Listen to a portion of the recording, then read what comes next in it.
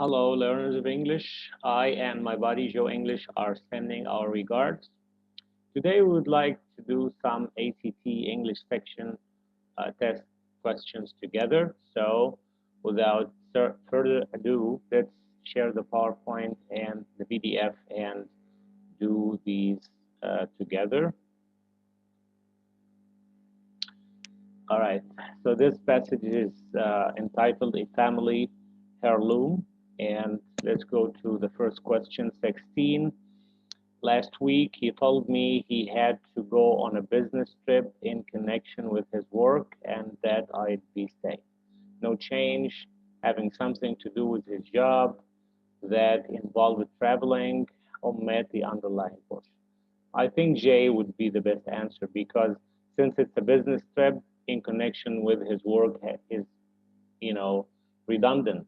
So we don't need to keep repeating things over and over. Also, having something to do with his job, the same thing, involving that involved with traveling to another city, blah blah blah. So since it's a trip, it naturally involves going to somewhere else. So the best choice is J, omit the underlying portion.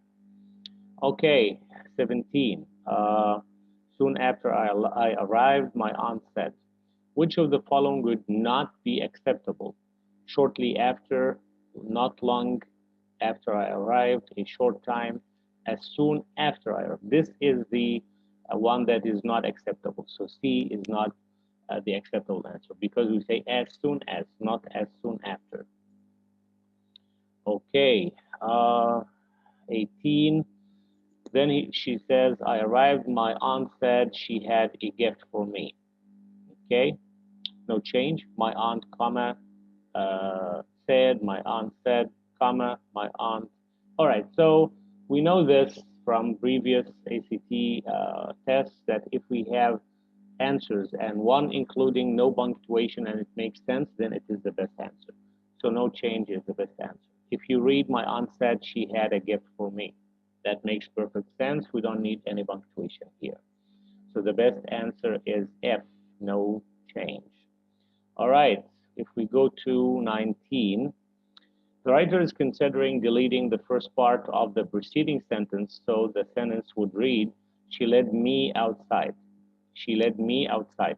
I was expecting my aunt to hand me a ring or a bracelet or maybe blah, blah, blah, but instead she led me outside.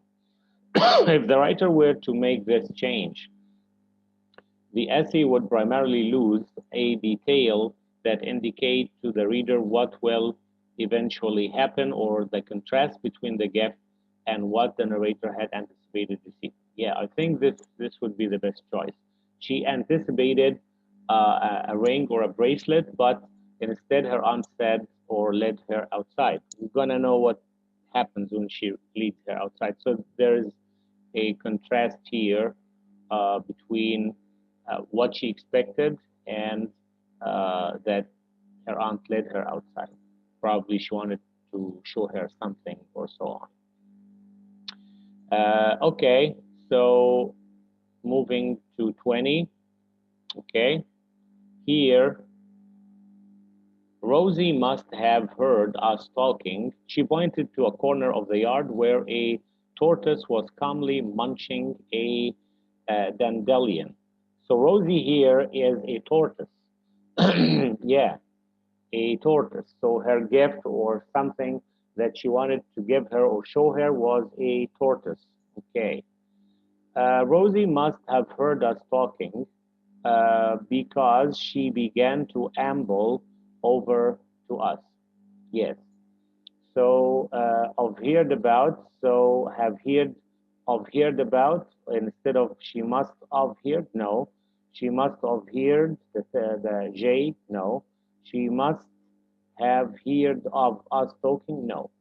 So all these choices are not acceptable. F is the best one because it says Rosie must have heard us talking and she was ambling over to us.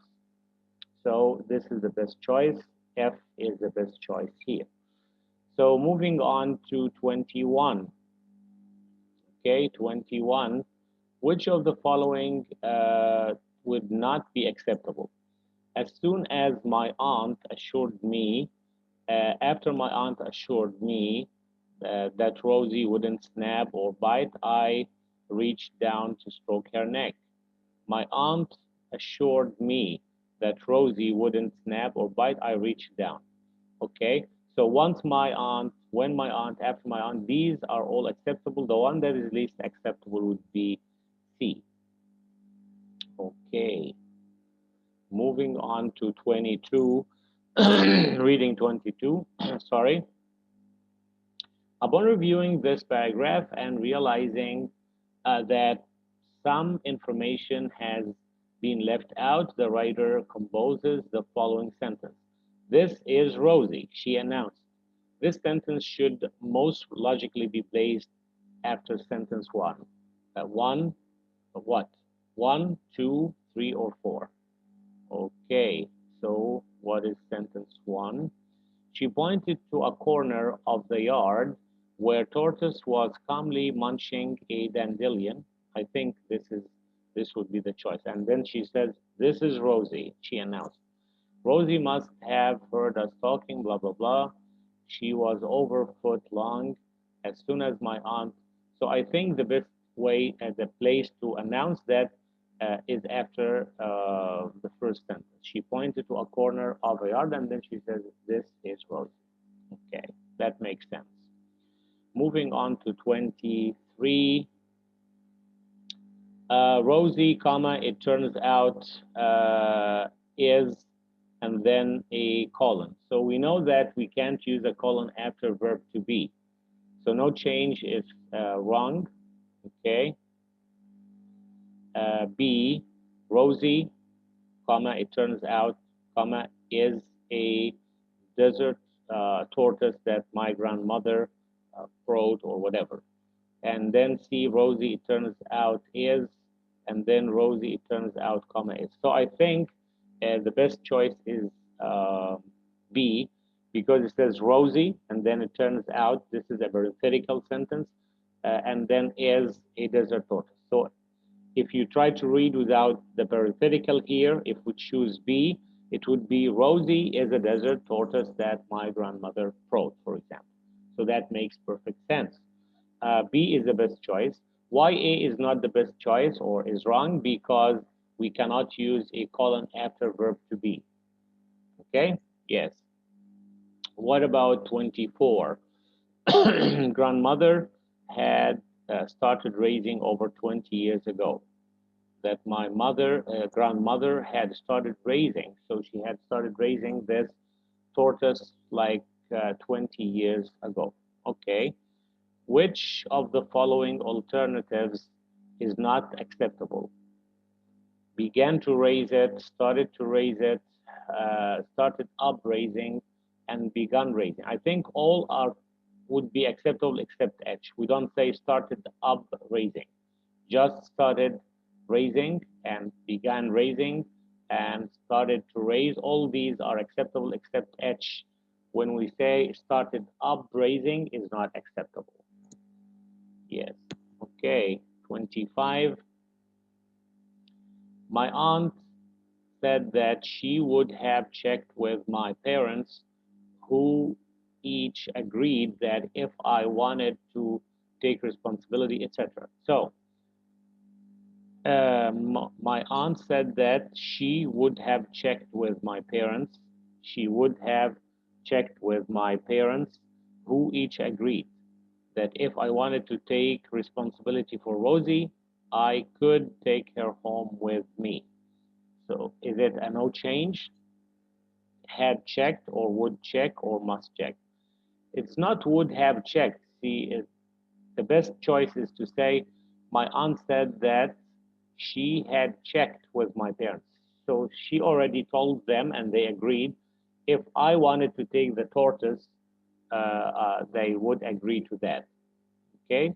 Or I said I could take her home with me. So the best choice here is had checked, not would have checked. Because we're not talking about a hypothetical situation. She's telling here, I already had checked with your parents, and in case you want to take the tortoise home, they agree. So B is the best choice. About 26? Okay. It is interesting that Rosie is older than I am. Given that all the choices are true, which one most effectively introduces the information that follows in the paragraph? No change. Uh, uh, I asked my aunt about Rosie's needs and care. Most tortoise species are now found only in Africa. Some giant tortoises weigh as much as blah blah blah. It's interesting that Rosie is older than I am. Tortoises are land-dwelling vegetarian turtles. They can experience the satisfaction of contentment through a diet of grass clipping, blah blah blah. So I think the best thing that goes with the rest of what the information that follows, I asked my aunt about Rosie's needs and care because then she says vegetarian, lettuce, broccoli, melons, other vegetables and fruits. They like to warm themselves in the sun, etc., etc. So the paragraph is talking about what the tortoise eats and that they like to bathe in the sun, they like to do this or that. So the thing that goes with all this, if we start the paragraph with, I asked my aunt about Rose's needs and care. That is G. In other words, because she decided to take her the tortoise with her to her house, she naturally would ask, "How do I take care of her? How do I feed her? What should I feed her?" And stuff like that. And should I put her in the sun? Should I do this? Should I do that? So I asked my aunt G. I asked my aunt about Rose's needs and care. Moving on to 27 now. They can experience the satisfaction of contentment through a diet of grass clipping. Okay, no change, reap their necessary nutritional requirements, be kept as happy as a calm with, be adequately nourished by. So instead of saying experience the satisfaction of contentment through, we could say D, be adequately nourished by. They can be adequately nourished by a diet of blah, blah, blah. So that makes more sense. D is the best answer. Okay, moving on to 28. Here it reads broccoli, melons, and other vegetables and fruits. They like, yeah, he's completing the sentence with what they eat and so on. Which choice provide the most specific and precise information? No change. Things they could eat, edible items, fresh foods. So here he gave it in the original sentence specific details, vegetables and fruits. But if we say edible items or things they could eat, we don't know exactly what are these things. Uh, uh, do they eat vegetables? Do they eat fruits? So F is the best answer here. Moving on to 29. I learned that I should build plywood enclosures in each of my parents' backyards so that Rosie would be safe year round.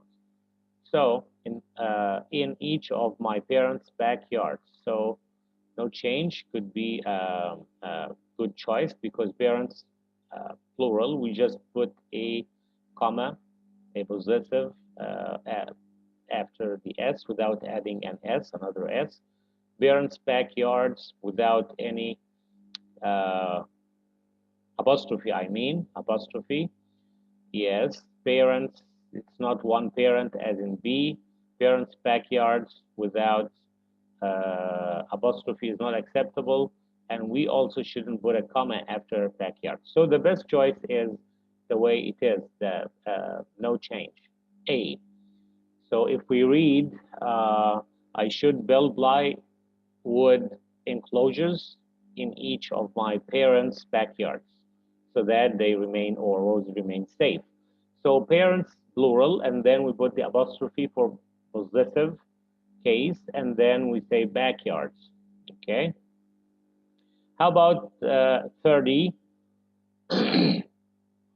I learned that tortoises are among the most endangered families in reptiles. Okay? Families in reptiles, should we say that? Or families of reptiles, okay? Or families, or family in reptile, or family of reptile. We should say the most endangered families of reptiles. So G would be the best answer. It's just a question of if it is plural, yes, because we say are among the most endangered, so we should say families. Okay, so that's the first part. Should we say families in reptiles or families of reptiles? We usually say families of reptiles, not families in reptiles.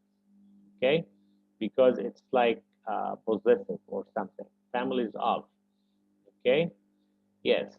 So the best preposition to use after families would be of. So the best choice is G.